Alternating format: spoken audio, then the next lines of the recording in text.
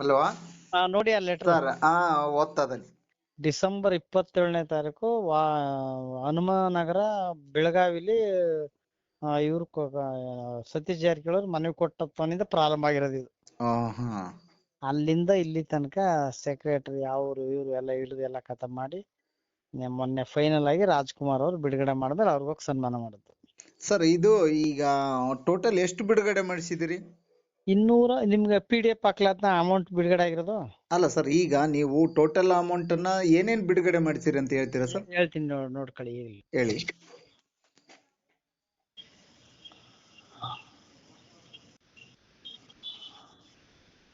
Sir. ಮೊದಲನೇದಾಗಿ sir ನಿಮ್ಮ ಪರಿಚಯವನ್ನ ಹೇಳ್ಕೊಳ್ಳಿ sir. ನಾನು ತಾಯೂರ್ ಪ್ರಕಾಶ್ ಅಂತೇಳಿ, ಮೈಸೂರು ಜಿಲ್ಲಾಧ್ಯಕ್ಷರು ವಾಲ್ಮೀಕಿ ಒಕ್ಕೂಟ, ಮತ್ತೆ ರಾಜ್ಯ JDS ಮಾಧ್ಯಮ ವಕ್ತಾರ. Okay sir.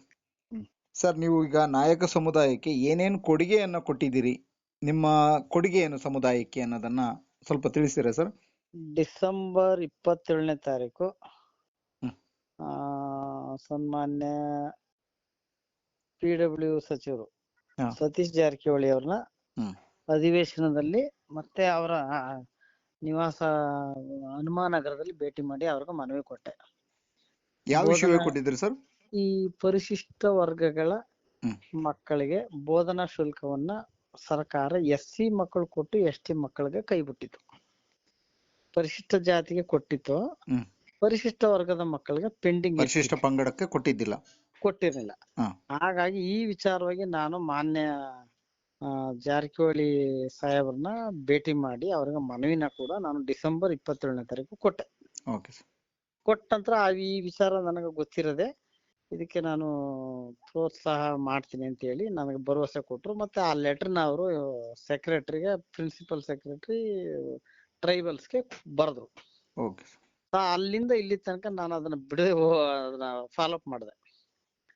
ಈಗ ಹೋರಾಟ ಮಾಡಿ ಆಮೇಲೆ ಏನಿದೆ, ಈಗ 23ರಿಂದ 26 ಏನ್ ಪೆಂಡಿಂಗ್ ಇತ್ತು, ಕಾಂಗ್ರೆಸ್ ಸರ್ಕಾರ ಅಧಿಕಾರಕ್ಕೆ ಬಂದ ಮೇಲೆ ಏನ್ 2023ರಿಂದ 26 3 ವರ್ಷದ ಅವಧಿ ಒಳಗಡೆ ಎಷ್ಟು ಪ್ರೈಸ್ ಮನಿ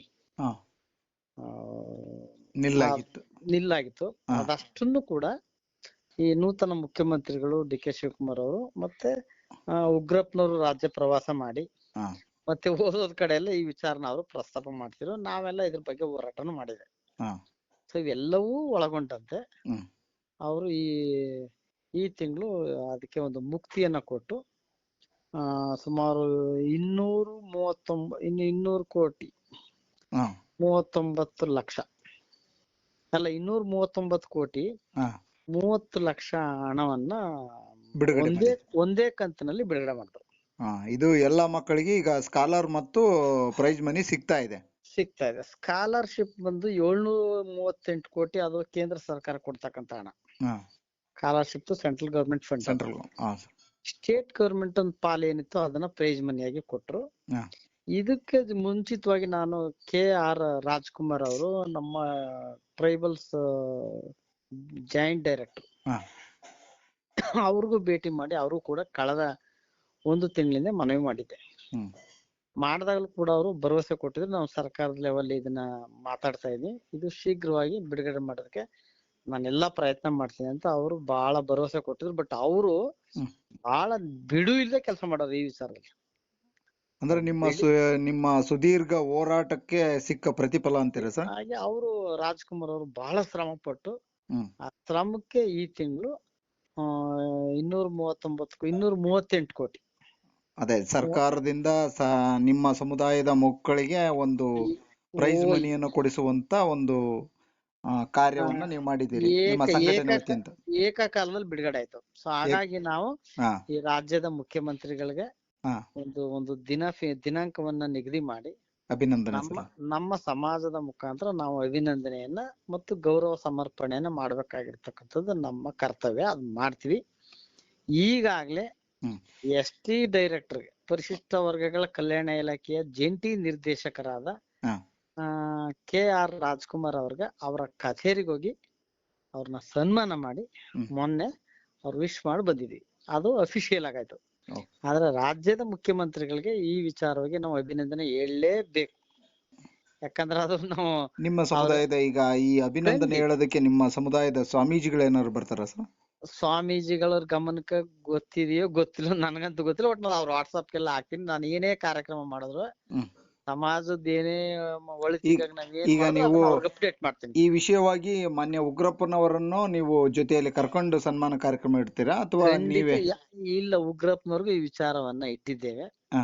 ಅವರು ಬಂದ್ರ ಬಹಳ ಸಂತೋಷ. ಬಟ್ ಅವರು ರಾಜ್ಯ ಅವರು ರಾಜ್ಯ ಮಟ್ಟದಲ್ಲಿ ಈಗ ಕಾಯೋದು ಸಮಾಜ ನಿಮ್ಮ ಇದೆಲ್ಲ ಸಮುದಾಯದ ಎಸ್ ಟಿ ಸಮುದಾಯದಲ್ಲಿ ಈಗ ಮೀಸಲಾತಿ ವಿಚಾರವಾಗಿ ನೀವು ಅವ್ರು ತುಂಬಾ ಕಡೆ ತುಂಬಾ ರೀತಿಯಲ್ಲಿ ಹೋರಾಟವನ್ನ ಮಾಡಿಕೊಂಡು ಜನರ ಒಂದು ಗಮನ ಸೆಳೆಯುತ್ತಾ ಹಾಗೂ ರಾಜ್ಯ ಆ ನಾಯಕರುಗಳ ಹೌದು ಮತ್ತು ರಾಜ್ಯ ಅಧಿಕಾರಿಗಳ ಗಮನವನ್ನು ಸೆಳೀತಾ ಇದ್ದೀರಿ. ಹೌದು. ಈಗ ಇಡೀ ರಾಜ್ಯದಲ್ಲಿ ಹ್ಮ್. ನಮ್ಮ ಸಮಾಜದ ಅಸಮಾನತೆ ಮತ್ತು ಸಾಮಾಜಿಕ ನ್ಯಾಯಕ್ಕಾಗಿ ಯಾರು ಹೋರಾಟ ಮಾಡ್ತಿದ್ರೆ ಇಡೀ ರಾಜ್ಯದಲ್ಲಿ ಹ್ಮ್.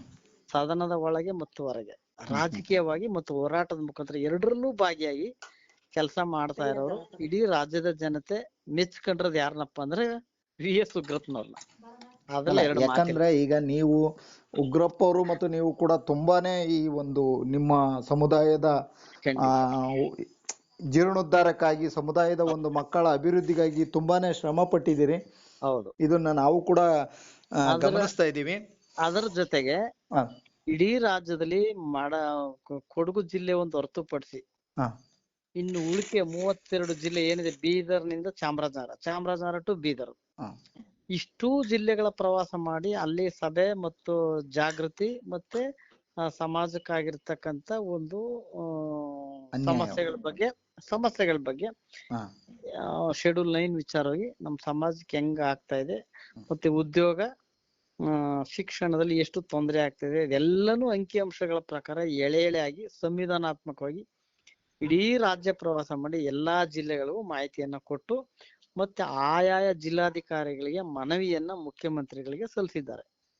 ಇನ್ನು ಉಳಿದಿರೋದು ಒಂದೇ ಒಂದು ಜಿಲ್ಲೆ, ಅದು ಕೂಡ ಆಗಸ್ಟ್ 6ನೇ ತಾರೀಕು ಕೊಡಗು ಜಿಲ್ಲೆ ಪ್ರವಾಸ ಇದೆ. ಅದು ಮುಗಿದ್ರೆ ಇಡೀ ರಾಜ್ಯ ಪ್ರವಾಸವನ್ನ ಸನ್ಮಾನ್ಯ ನಮ್ಮ ಸಮಾಜದ ಕಣ್ಮಣಿ ಅಂತ ಹೇಳಿದ್ರು ತಪ್ಪಾಗಲಾರದು ಮತ್ತೆ ನಿಜವಾದ ಹೋರಾಟಗಾರರು, ಸಮಾಜ ಆಮೇಲೆ ಬರೀ SC ST ಒಂದಕ್ಕೆ ಅಲ್ಲ, ಅವರು ಸಾಮಾಜಿಕವಾಗಿ ಎಲ್ಲಿ ಹಿಂದುಳಿದಿದ್ದಾರೆ ಎಲ್ಲ OBC SC ST ಎಲ್ಲರೂ ಸಂವಿಧಾನದ ಶೆಡ್ಯೂಲ್ 9 ಅವ್ರಿಗೇನು ಈ ಹಿಂದುಳಿದ ವರ್ಗ ಮತ್ತೆ SC ST ಸೌಲಭ್ಯ ಏನು ಸಿಗ್ತಾ ಇಲ್ಲ, ಏನು ವಂಚಿತರಾಗಾರ, ಅದ್ರ ಎಲ್ಲರ ಬಗ್ಗೆ ಹೋರಾಟವನ್ನ ಅವರು ನಿರಂತರವಾಗಿ ನಿತ್ಯ ಅವ್ರು ಮಾಡ್ತಾ ಇದಾರೆ.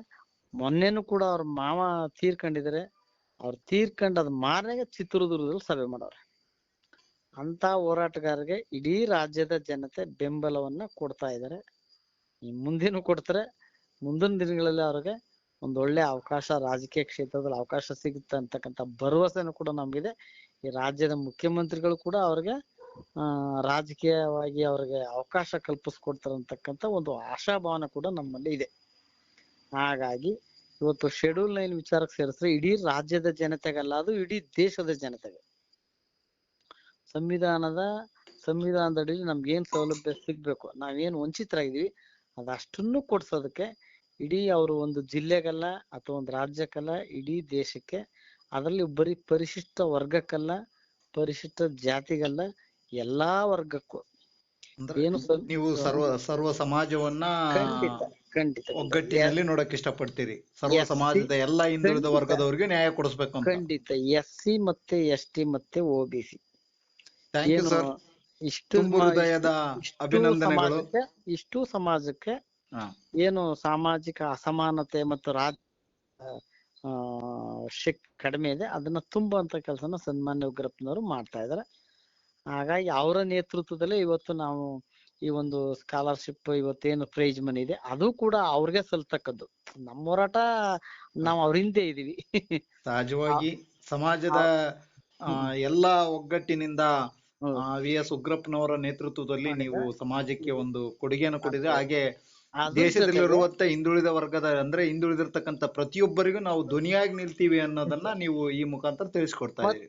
ಮತ್ತೆ ಇನ್ನೊಂದು ವಿಚಾರ, ಅವರ ಟೈಟ್ಲ್ ಏನಪ್ಪಾ ಅಂತ ಹೇಳಿದ್ರೆ ಮಹರ್ಷಿ ವಾಲ್ಮೀಕಿ ಸಮಾನ ಮನಸ್ಕರ ವೇದಿಕೆ ಅಂತ ಹಾಕೊಂಡ್ರದು.